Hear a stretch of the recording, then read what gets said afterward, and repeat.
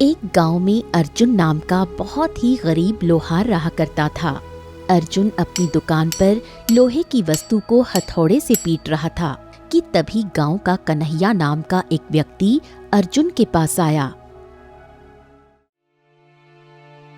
राम राम अर्जुन भैया, क्या हाल चाल है?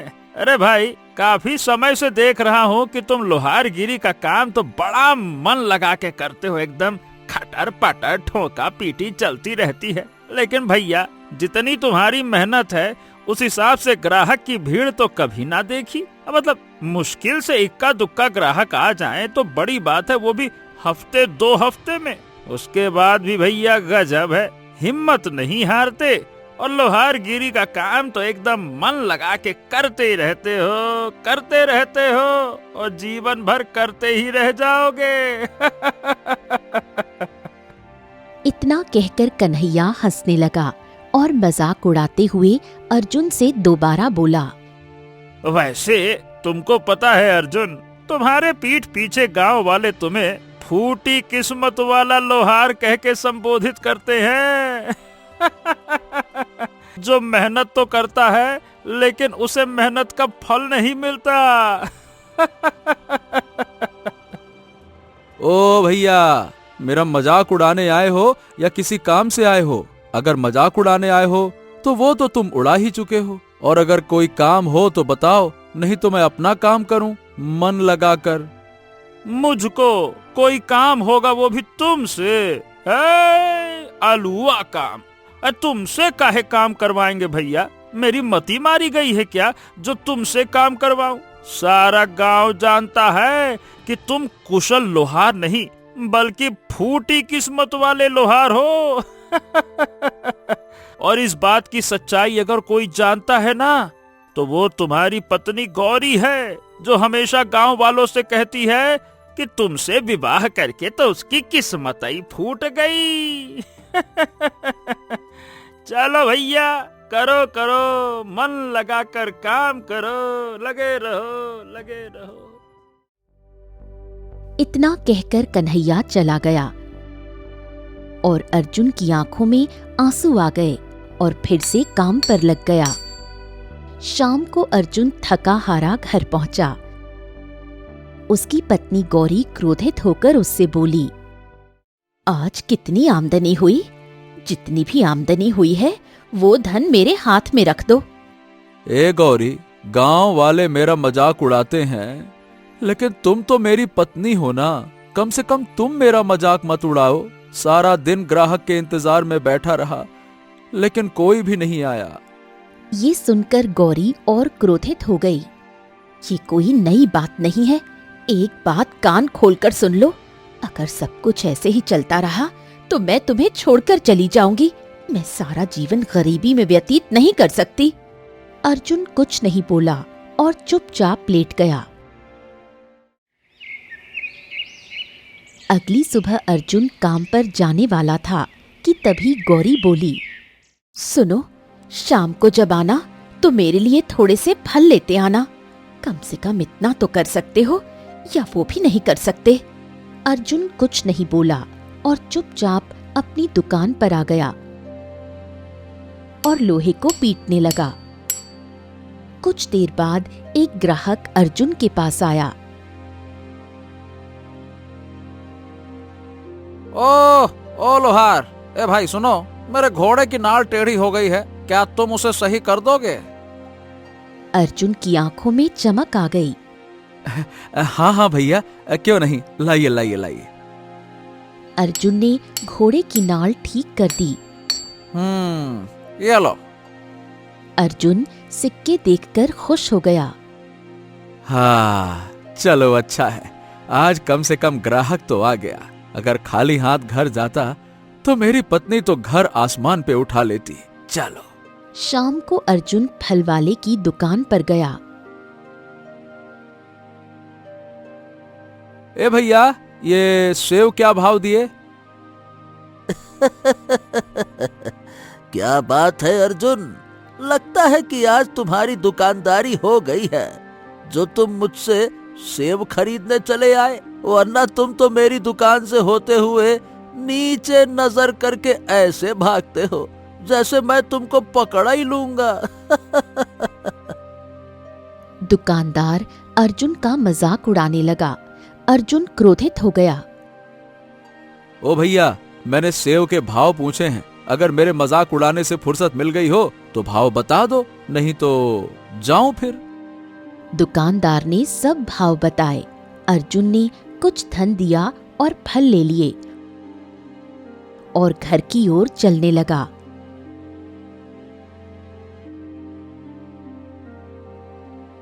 अर्जुन कुछ ही दूर चला था कि तभी उसके कानों में आवाज टकराई।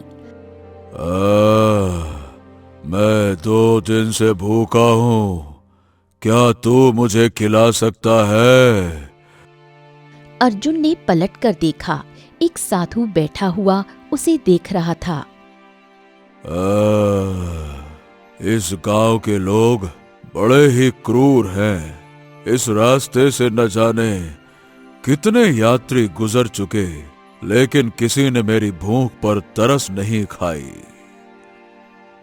अर्जुन ने साधु को देखा और अपने सारे फल उसकी ओर बढ़ा दिए। ये लीजिए साधु महाराज, इन्हें खाकर अपनी भूख शांत कर लीजिए। लीजिए। साधु की आंखों में चमक आ गई और उसने एक एक करके सारे फल खा लिए। अब अच्छा लगा। अरे क्या बात है, तेरे चेहरे पर ये उदासी क्यों है? कोई बात नहीं महाराज, ये तो जीवन है। नहीं नहीं नहीं नहीं नहीं, तूने मेरी भूख शांत की है। मैं तुझे ऐसे नहीं जाने दूंगा। इसके बदले मैं तुझे एक ऐसा ज्ञान दूंगा जो तेरा जीवन बदल देगा। पर पहले ये बता कि तू इतना उदास क्यों है? अर्जुन ने अपनी आर्थिक स्थिति और पत्नी के तानों के बारे में साधु को बताया। हाँ साधु महाराज, अब मैं बताइए करूं तो करूं क्या? मुझे जो काम आता है मैं वही करूंगा ना, लेकिन मेरी किस्मत मेरा साथ नहीं देती है। चिंता मत कर बच्चे, बुरा समय सबके जीवन में आता है, पर जितनी जल्दी आता है उतनी ही जल्दी जाता भी है। जो धैर्य नहीं रखता उन्हें बुरा समय बहुत लंबा लगता है, और जो धैर्य रखते हैं उनके लिए बुरा समय कुछ देर की बात होती है। अब सुन, मैं तुझे एक ज्ञान की बात बताता हूं जो तेरी किस्मत बदल देगी। क्या तुझे पता है, अगर तेरे सामने कोई राक्षस या पिशाच आ जाए तो तू उसका अंत कैसे कर सकता है? अर्जुन चौंक गया। हैं? अब कैसे? हर राक्षस और पिशाच का अंत एक मामूली खंजर से किया जा सकता है, बशर्ते वो चांदी का बना हो और वार सही जगह पर किया जाए। मतलब किस स्थान पर किया जाए महाराज? उसकी नाभि पर वार होते ही राक्षस, पिशाच या चुड़ैल अपने असली रूप में आ जाते हैं और कुछ देर बाद जलकर राख हो जाते हैं। और तू सोच रहा होगा कि मैं ये सारी बातें तुझे क्यों बता रहा हूं, है ना? हाँ, मैं बिल्कुल यही सोच रहा हूं। मतलब मुझे क्यों? बच्चे, मैं कोई साधारण साधु नहीं हूं, बल्कि चमत्कारी शक्तियों वाला साधु हूं। मैं भविष्य देख सकता हूं। यही कारण है कि मैंने तुझे ये ज्ञान दिया है। कुछ दिनों में तुझे अपने आप समझ में आ जाएगा कि मैंने ये बात तुझे क्यों बताई। इतना कहकर साधु उठ गया। हरिओम हरिओम हरिओम। और याद रखना, पिशाच और चुड़ैल बहुत सुंदरता से मनुष्य को धोखा देते हैं। बुद्धि का प्रयोग करोगे तो ही उन्हें पहचान पाओगे और मार पाओगे। हरिओम हरिओम हरिओम। साधु वहां से चला गया। अर्जुन अपने आप से बोला, वाह वाह वाह वाह वाह, बड़ा ही विचित्र साधु था। बेवजह का ज्ञान दे गया। एक ऐसा ज्ञान जो शायद कभी मेरे काम ही नहीं आएगा। इतना कहकर अर्जुन अपने घर की ओर चल पड़ा।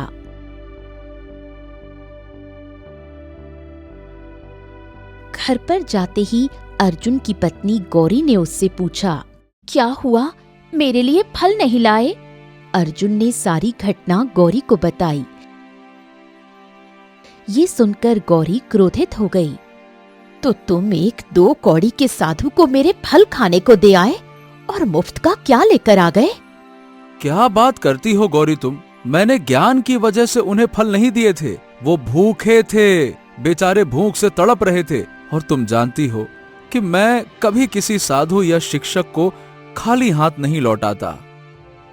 गौरी क्रोधित हो गई और चुपचाप वहां से चली गई। अगली सुबह अर्जुन अपनी दुकान पर चला गया। कुछ देर बाद राज्य का राजा राजा विक्रम अपने मंत्री के साथ अर्जुन की दुकान पर आया। तुम लोहार हो? हाँ हाँ, प्रणाम महाराज। कितने घटिया किस्म के लोहार हो तुम?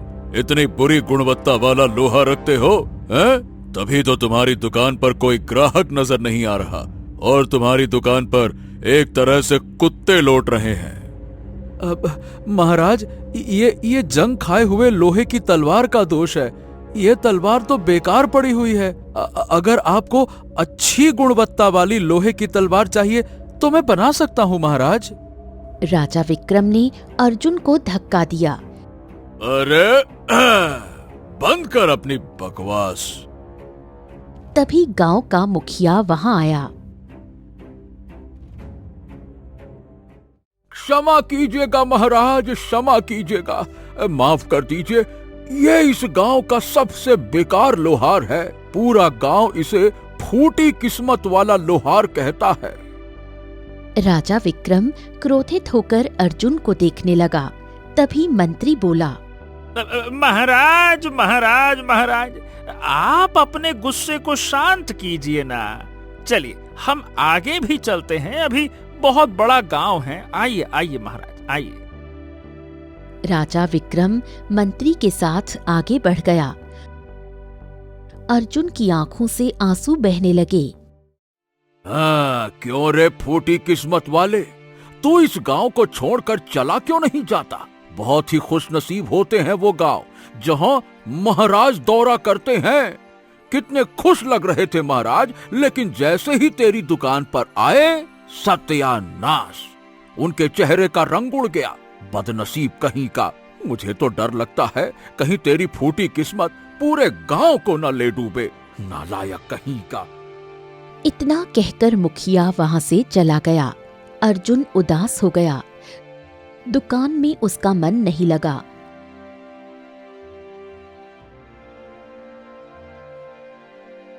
अर्जुन कुछ ही दूर गया था कि उसने देखा एक वृक्ष के पीछे एक पत्थर पर राजा विक्रम अपने मंत्री के साथ बैठा हुआ था। अर्जुन चौंक गया। हैं? किसी राजा को इस तरह से बैठे हुए तो मैं पहली बार देख रहा हूँ। अर्जुन चुपचाप राजा विक्रम और मंत्री की बातें सुनने लगा। महाराज मेरी बात समझिए, आपको ना उस लोहार पर इतना क्रोधित नहीं होना चाहिए था। वैसे वो लोहार बिल्कुल सही कह रहा था। आपने जिस तलवार को पत्थर पर पटका था वो बहुत पुरानी तलवार थी महाराज। हाँ मंत्री जी, हम जानते हैं वो तलवार पुरानी थी और लोहार भी उचित कह रहा था। और तुम जानते हो कि आजकल हमें इतना क्रोध पता नहीं क्यों आ रहा है, समझ नहीं आ रहा। इतना कहकर राजा विक्रम मंत्री को कुछ बताने लगा। अर्जुन जैसे जैसे राजा विक्रम की बातें सुनता गया, उसकी आंखें चौड़ी होती गईं। अच्छा, तो ये बात है। तभी मैं कहूँ महाराज इतनी सी बात पर इतने क्रोधित हो गए। इतना कहकर अर्जुन अपने घर की ओर चल पड़ा।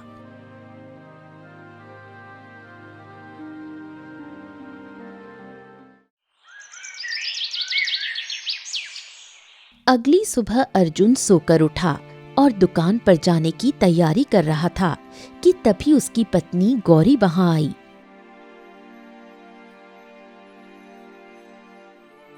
सुनो, इस घर में कभी धन तो रहा नहीं कि मैं तुमसे कह सकूं कि धन खत्म हो गया है। हैं? मतलब तुम कहना क्या चाहती हो गौरी? घर पर लकड़ियां खत्म हो गई हैं। अर्जुन क्रोधित हो गया। अरे तो गौरी, क्या तुम कभी कोई बात सीधे तरीके से नहीं कह सकती हो क्या? अगर घर में लकड़ी खत्म हो गई है तो तुम सीधी तरह से बता सकती हो कि लकड़ी खत्म हो गई है, जाकर लकड़ी ले आता हूँ। इतना कहकर अर्जुन कुल्हाड़ी लेकर सीधा जंगल की ओर निकल गया।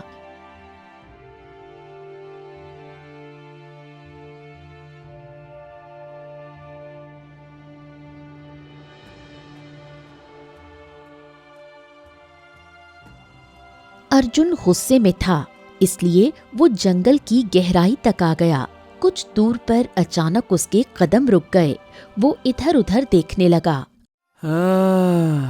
क्या बताऊं, लगता है आज जंगल की गहराई तक आ गया हूँ। बाप रे बाप, मतलब जंगल में इस तरह का कोहरा मैंने आज से पहले कभी नहीं देखा। एक तो पेड़ भी नजर नहीं आ रहे, कहाँ हैं? अर्जुन आसपास के वृक्षों को देखने लगा। तभी उसकी नजर एक बेहद प्राचीन वृक्ष पर पड़ी। अर्जुन उसे गौर से देख ही रहा था कि उसे ऐसा महसूस हुआ जैसे कोई उसे पीछे से घूर रहा हो। अर्जुन जैसे ही पीछे मुड़ा, उसके सामने एक सोने की हिरनी खड़ी थी। उसे देखकर अर्जुन चौंक गया। अरे बाप रे, हे भगवान, ये तो बड़ी ही विचित्र हिरनी है। अरे, ये तो सोने की हिरनी जैसी मालूम पड़ती है। मैं सोने की हिरनी जैसी मालूम नहीं पड़ रही हूँ, बल्कि मैं सोने की हिरनी ही हूँ। अर्जुन ये सुनकर और भी चौंक गया। तुम मनुष्य की आवाज में बात कैसे कर रही हो? कौन हो तुम? मुझे देखकर डरने की जरूरत नहीं है। मैं तुम्हें कोई नुकसान नहीं पहुंचाऊंगी, लेकिन मैं तुम्हारा भाग्य जरूर बदल सकती हूँ। अर्जुन आश्चर्यचकित होकर उसे देखने लगा। मैं एक ऐसी गुफा के बारे में जानती हूँ जहाँ पर बेशकीमती खजाना रखा हुआ है। तुम चाहो तो मैं तुम्हें वहाँ ले जा सकती हूँ। तुम उसमें से जितना भी खजाना लेना चाहो ले जा सकते हो, परंतु तुम्हें इसके लिए मुझे एक सौदा देना होगा, एक वचन देना होगा। वचन? कैसा वचन? खजाना ले जाने के बाद तुम्हें एक बार फिर यहाँ आना होगा और जो भी मैं तुमसे कार्य करने को कहूँ तुम्हें वो करना होगा, क्योंकि तुम्हारे उस कार्य करने से मैं श्राप से मुक्त हो सकती हूँ। ओह, तो क्या तुम श्रापित हो? हाँ, मैं श्रापित हूँ। बोलो, शर्त मंजूर है? अर्जुन गहरी सोच में डूब गया। वो हिरनी को गौर से देखता रहा। ठीक है। हाँ, मुझे मंजूर है। तो फिर मेरे पीछे आओ। सोने की हिरनी जंगल की गहराई की ओर बढ़ने लगी और अर्जुन उसके पीछे पीछे चलने लगा।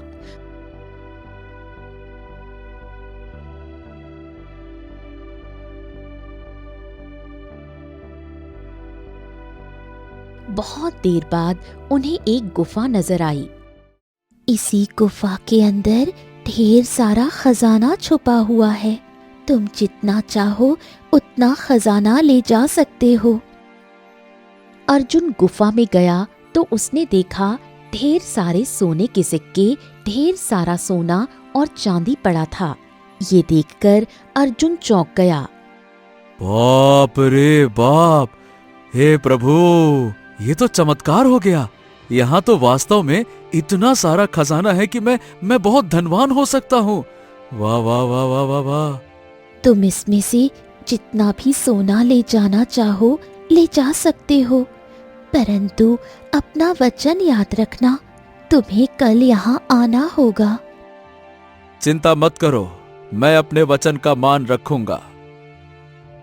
इतना कहकर अर्जुन और ढेर सारी चांदी उठाने लगा। ये क्या? मनुष्य तो सोना उठाते हैं और तुम चांदी उठा रहे हो। सोना चांदी से ज्यादा कीमती होता है। जानता हूँ, लेकिन जो चीज जितनी ज्यादा कीमती होती है वो उतना ही ज्यादा मन में लालच भर देती है। इसीलिए मेरे लिए चांदी ही सही है। मैं चांदी बेचकर अपना जीवन खुशी खुशी बिता सकता हूँ। अर्जुन ढेर सारी चांदी लेकर अपने घर आ गया।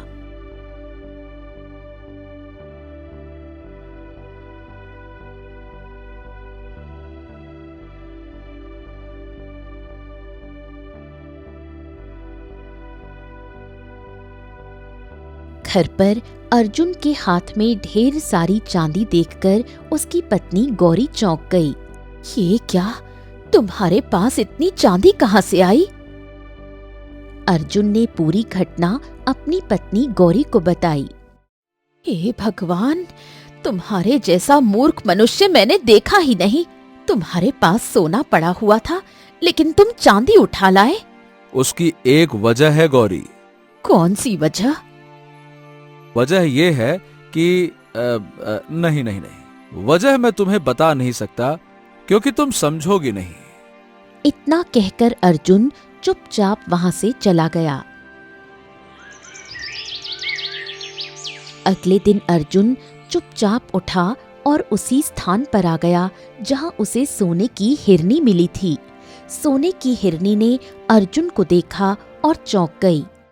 मुझे विश्वास था कि तुम जरूर आओगे। हाँ, अब बताओ, मुझसे कौन सा कार्य करवाना चाहती हो? बताओ। हिरनी ने पास खड़े प्राचीन वृक्ष की ओर देखा। ये वही प्राचीन वृक्ष था जिसे देखकर पहली बार अर्जुन चौंका था। अर्जुन ने गौर किया, उस वृक्ष में एक छोटा सा द्वार था। इस द्वार के अंदर चले जाओ। इसके अंदर एक रहस्यमयी पत्थर है।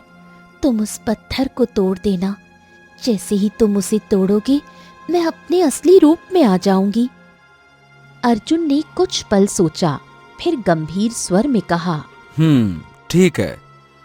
अर्जुन झुककर छोटे से द्वार के अंदर चला गया।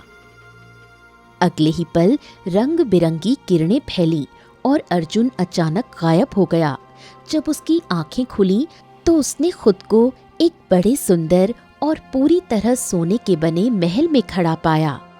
महल की सोने सी चमक ने अर्जुन को चौंका दिया।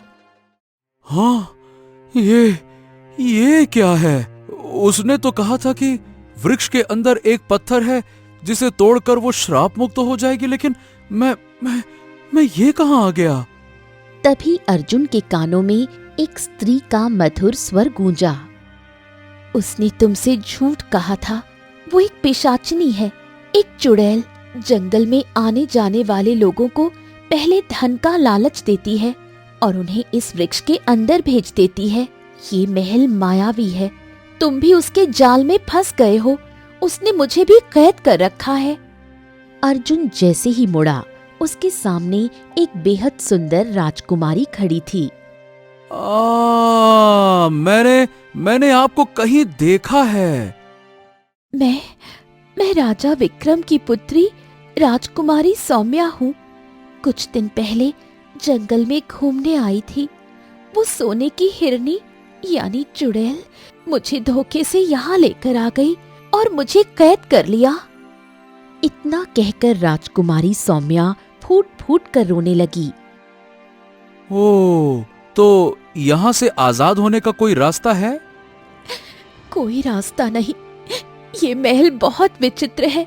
किसी भी द्वार से बाहर निकलने की कोशिश करो तो दोबारा इसी महल में ही किसी दूसरी जगह पहुंच जाते हो। अर्जुन गहरी सोच में डूब गया। लेकिन ये मायावी हिरणी है कौन और लोगों को धोखा देकर यहाँ क्यों भेजती है? मुझे नहीं पता। मैं सिर्फ इतना जानती हूँ कि कुछ समय बाद कोई नया मनुष्य यहाँ आता है और कुछ दिनों बाद वो गायब हो जाता है। शायद वो उन्हें मार देती है। अर्जुन महल के अंदर टहलने लगा।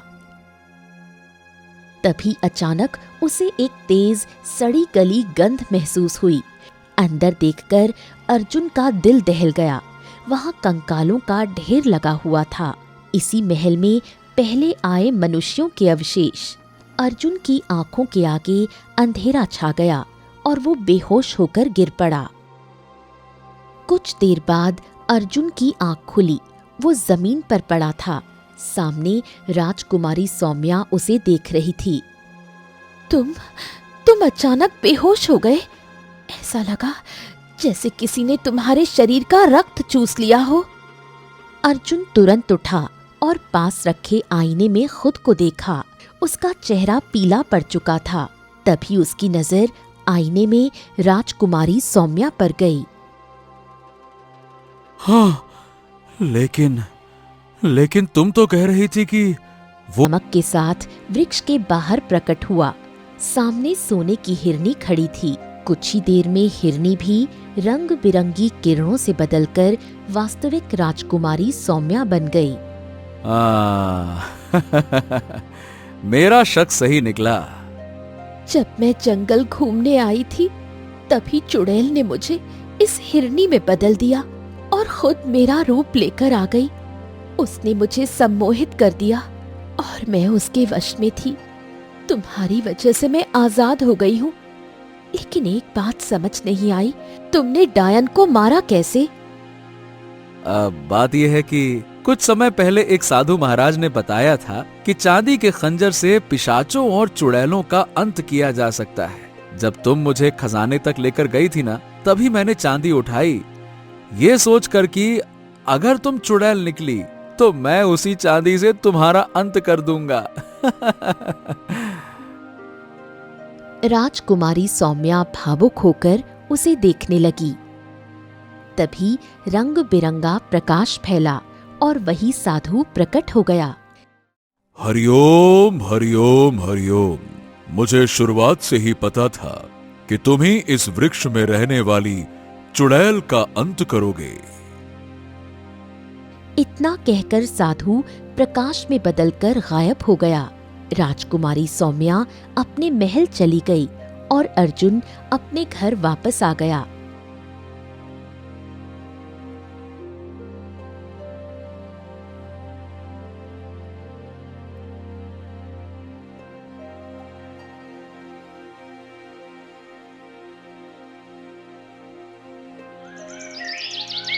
अगले दिन एक सैनिक अर्जुन के घर पर अर्जुन से बोला, महाराज ने तुम्हें महल में आमंत्रित किया है।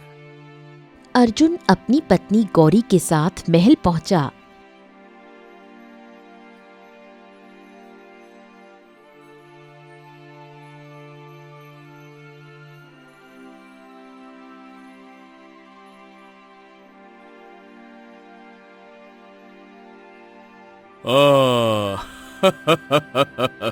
अर्जुन अर्जुन अर्जुन, मेरे पुत्री ने सब कुछ बता दिया कि तुमने किस तरह से उसकी जान बचाई। अर्जुन, हम अपनी पुत्री का विवाह तुमसे करना चाहते हैं। हैं? लेकिन महाराज, मैं तो पहले से शादीशुदा हूँ। अरे, तो इसमें चिंता करने की कोई बात नहीं है। वैसे भी राजा महाराजा दो विवाह तो करते ही हैं। तुम्हारे लिए राज्य भी तैयार है और राज तिलक भी तुम्हारा बहुत जल्द होगा।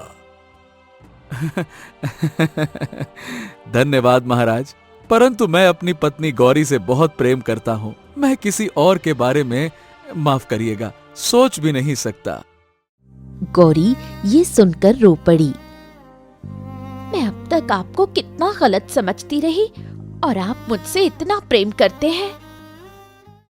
राजा विक्रम ने अर्जुन को ढेर सारा धन दिया। अर्जुन देखते ही देखते अपने गांव का सबसे धनवान लोहार बन गया। इस तरह एक बुद्धिमान लोहार और एक जादुई हिरनी की वजह से एक दुष्ट चुड़ैल का अंत हुआ और अर्जुन का भाग्य बदल गया, क्योंकि सच्चाई, साहस और वचन कभी व्यर्थ नहीं जाते।